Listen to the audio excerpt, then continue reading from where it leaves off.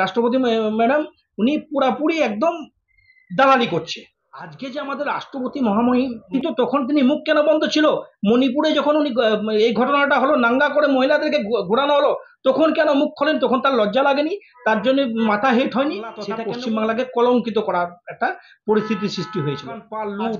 Train থেকে নামিয়ে মারা, বিভৎস কাণ্ড, একটা আইন শৃঙ্খলাকে শেষ করতে আরএসএস চেয়েছিল যে কোনো প্রোগ্রামতে গুলিগালাদ করে পুলিশকে আরএসএস এর চক্রান্ত করে প্ল্যানিং করে সংগঠন করা হয়েছে। মণিপুরে দুজন মহিলাকে নাঙ্গা ঘোরানো হলো, তখন তারা কোথায় ছিল? তারা জানতো না। দাদা, কালকে বিজেপির 12 ঘন্টা বন্ধ ছিল। সেই বন্ধে রীতিমতন দাদাগিরি দেখিয়েছে বিভিন্ন জায়গায়, এমনকি ট্রেন যাত্রীদের নামিয়ে নামিয়ে তাদেরকে মারতেও দেখা গিয়েছে। অনেক দোকান পাশারি জোর করে বন্ধ করতে গিয়েছিল। কি বলবেন? আপনারা জানেন 27 তারিখে এটা কোনো ছাত্র সংগঠন এই ধরনের কাজ করতে পারে না। এটা একটা আরএসএস এর চক্রান্ত করে প্ল্যানিং করে সংগঠন করা হয়েছিল।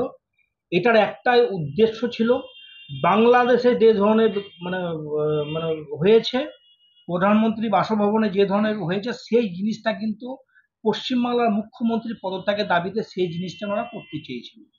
কিন্তু আমাদের কলকাতা পুলিশ এবং রাজ্য পুলিশ প্রশাসন সুন্দরভাবে সেইটাকে সুস্থ মস্তিষ্কে যাতে কোনো রকম বিভ্রান্তি না হয় সেটাও চেয়েছিল। আরএসএস চেয়েছিল যে কোনো প্রোগ্রামতে গুলিগালাদ করে পুলিশকে উত্ত্যক্ত করে একদম ঘৃণা আচরণ করে যাতে ওরা রেগে মেগে গুলি করে কয়েকজন হত্যা এবং ডেড বডি পড়ে যাক। কিন্তু সেটা পুলিশ আগে থেকে আইবির মাধ্যমে খবর পেয়ে গেছিল, আপনারা জানেন।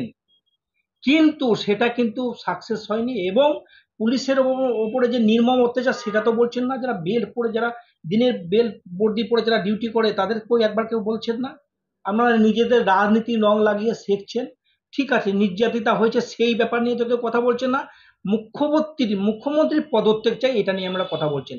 এটা আমাদেরকে আমি মানে আরএসএস এর যারা ছাত্র সংগঠনের নামে বদনাম করছেন, যে ধরনের মানে বিবৃতি দিচ্ছেন আরএসএস এর রং মানে আরএসএস এর ছাত্র মানে আরএসএস এর লোক ছাত্রদের রং লাগিয়ে যে ধরনের বিবৃতি দিচ্ছেন, যে ধরনের কাজ করছেন, একটা ভয়ঙ্কর আইন শৃঙ্খলাকে শেষ করতে চাইছেন। এবং যারা এর পিছনে মদত আছে তাদেরকে অবিলম্বে রাজ্য সরকারকে মানে গ্রেপ্তার করা উচিত। রাজ্যের প্রশাসনকে প্রশাসনিক আইন শৃঙ্খলার সুরক্ষার জন্য এটা গ্রেপ্তার করা উচিত। হ্যাঁ, আন্দোলন হচ্ছে নিশ্চয়, কিন্তু দেখুন আজকে ভারতবর্ষের মধ্যে যদি ডাক্তাররা, সেনারা যদি আমরা ধর্মঘটে বসে যায়, আন্দোলনে বসে যায়, দেশ কে বাঁচাবে? মানুষকে সুরক্ষা কে দেবে? সেই জিনিসটা কিন্তু কেউ ধ্যান দিল না। হ্যাঁ, নিশ্চয় যার যে ধর্ষিতা হয়েছে একটা বিরাট বড় ঘটনা, এটা একটা বিরাট বড় ভয়ানক ঘটনা। তার ফলে এটা মানে নিন্দনীয় ঘটনা বলতে পারেন, কিন্তু সে বিচার পাক, দোষীদের শাস্তি হোক, এটা আমিও মন থেকে চাইছি।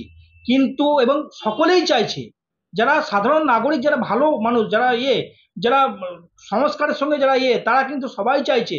কিন্তু আপনারা কি করলেন? যেখানে রাজনীতি করলেন, সঙ্গে সঙ্গে যখন দেখুন তাদের রংটা, যে 27 তারিখে যে আন্দোলনটা হলো সেটা রং কিন্তু বিকালে পেয়ে গেলেন সুকান্ত মজুমদার। আবার কি শুভেন্দু যখন শুভেন্দু টিম সাকসেস হয়ে গেল, কারণ শুভেন্দু বনটা মানে নবান্ন অভিযানটা শুরু করেছিল। এবার সুকান্তকে সাকসেস হতে হতো, উনি 12 ঘন্টা বন ডাকলো।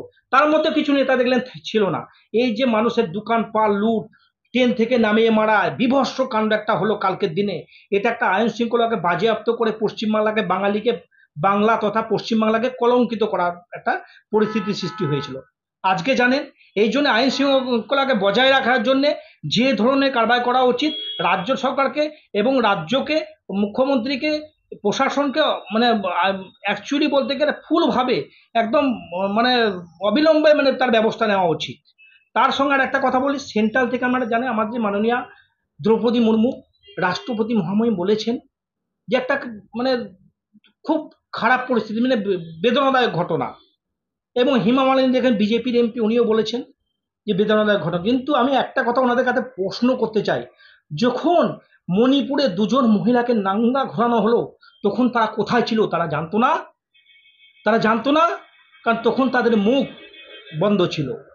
আজকে যে আমাদের রাষ্ট্রপতি মহাম্যাডাম বলেছেন যে এই ধরনের বিবৃতি দিয়েছেন যে না, একটা পশ্চিমবাংলা তো যেহেতু বিজেপি সরকার নেই এখানে, সেই জন্য বলতে বলতে সুবিধা হয়েছে এবং বিজেপিকে সুবিধে করার জন্য এই কথাটা উনি বলেছেন। এটা কিন্তু উনি বলছে সভ্য সমাজে এটা কোনোদিন কল্পনা করা যায় না। কিন্তু কি এর আগে কি সভ্য সমাজ ছিল না? মণিপুরে কি ছিল না? আপনি এটা তাহলে বলতে চাচ্ছেন যে রাষ্ট্রপতি দালালি করছে বিজেপি? অ্যাকচুয়ালি রাষ্ট্রপতি মহামহিম একটা মানে ভারতবর্ষের সর্বশ্রেষ্ঠ চেয়ারে বসে উনি চেয়ারের অবমাননা করছে, এবং উনি এই ধরনের বিবৃতি যদি হ্যাঁ করেছে ঠিক আছে, এটা একটা নক্কারজনক ঘটনা, সবকিছু ঠিক আছে, কিন্তু মণিপুরের ঘটনাতে এবং এর আগে যে ঘটনাগুলো যে যে মানে হাতরাস থেকে আরম্ভ করে যেসব ঘটনা হলো, নির্ভয়া কাণ্ড হলো, তখন কিন্তু উনি রাষ্ট্রপতি হয়েছে ছিল না, কিন্তু তখন তিনি মুখ কেন বন্ধ ছিল?